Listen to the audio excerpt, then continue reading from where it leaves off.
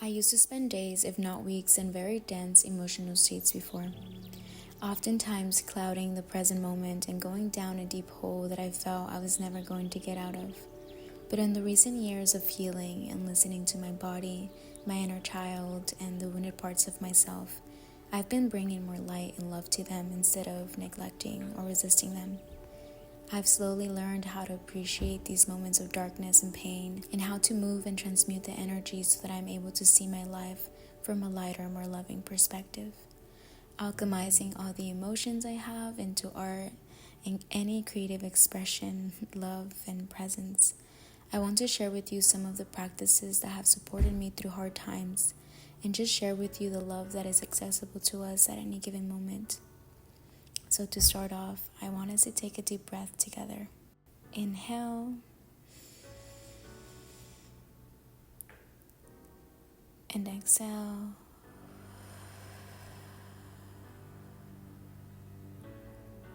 And just feel the wholeness that you are, the love that you are.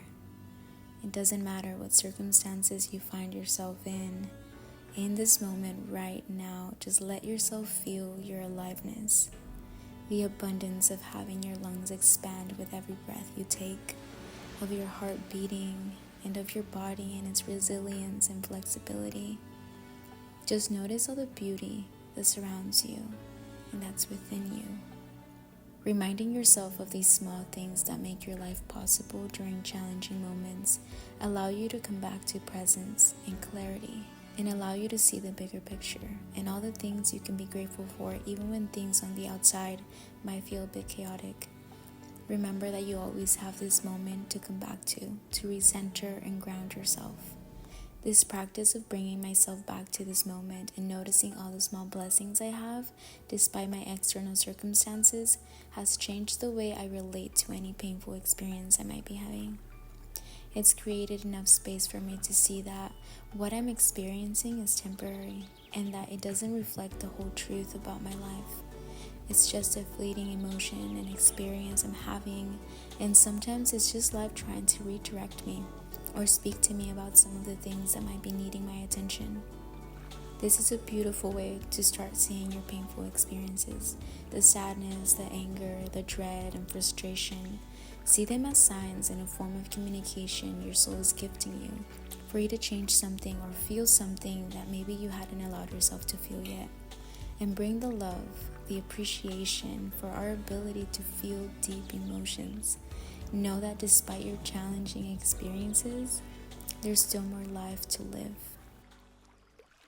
You guys, look at this lavender Earl Grey. It is so freaking cute. You can see all the little blue, bullish flowers.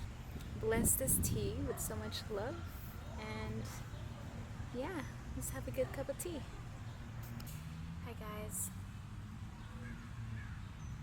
So I forgot my microphone in the car, and it's probably gonna be not so great, so I do apologize for that. But I found this beautiful lake or pond, I don't know, fountain, huge fountain.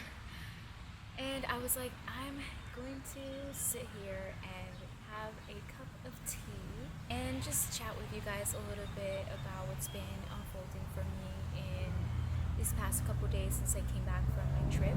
In the morning, I was reflecting about how I had spent, let's just say, 2 days since I've been back, in this energy I've been spending that time, not being present and being completely disconnected from my body and from my reality. And so I felt like I didn't really take the time to ground myself when I came back home and to really just be here. And so I think that kind of allowed me to continue to be in that state of mind of being kind of sad and feeling just very exhausted.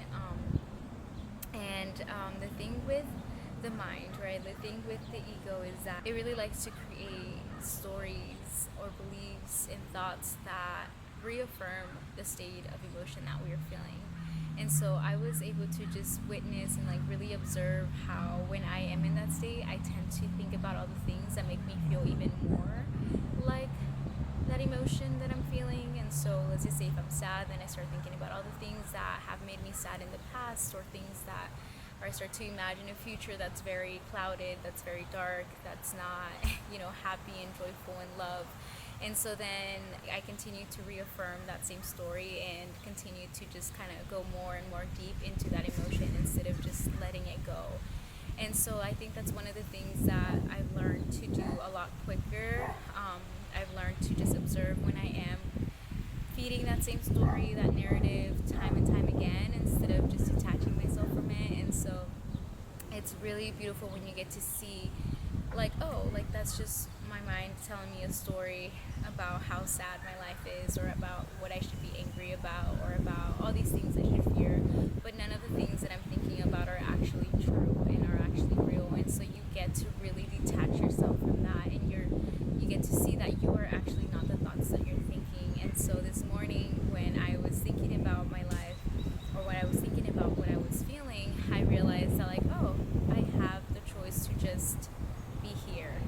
I have the choice to change the story, to change the narrative. I don't have to believe what I'm thinking and what I'm feeling. I can be with it, I can see it and observe it, and like really, get to know this part of me that wants to feel sad, or that wants to feel whatever emotion. But I don't have to be that, and I don't have to believe that story anymore. And so as soon as I accepted the fact that I can choose to view myself differently, to love myself through this, I noticed an instant shift, and I was like, okay, then today I'm gonna spend the day doing the things that I love, because my life is beautiful, because I have so many things that I could be grateful for, and not everything in my life is horrible.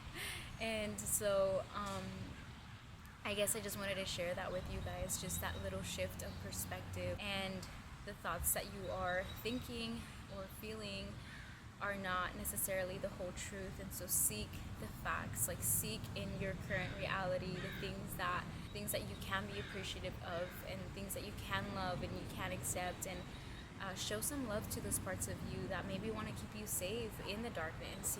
Like, just be like, hey, like I see you, sadness. I see you, fear, for trying to keep me safe for whatever reason, or for maybe like communicating to me that I need rest, and then I need to take things slow, and then I need to be a little bit more present. I appreciate you so much for being here, but I can let you go with so much love and compassion. I choose to let you go. I accept you, I accept myself, and I choose right now in this moment to love myself. One last thing that I wanted to share with you in this video is that surrounding yourself with people you love and being supported by them can also give you permission to move through any challenging emotion and experience.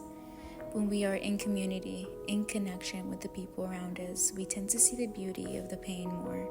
We relate to each other, we feel less alone, we get to feel safe all over again when we have reassurance, and when we are seen, when we are heard and accepted for who we are and where we are. We can learn to be more gentle with ourselves and really transmute that sadness and pain into art, connection, and wisdom. Thank you so much for being here, for watching this video. I will end this video with a little clip of my friend singing, and just share with you guys some of the joy and love that I get whenever I'm surrounded with beautiful people.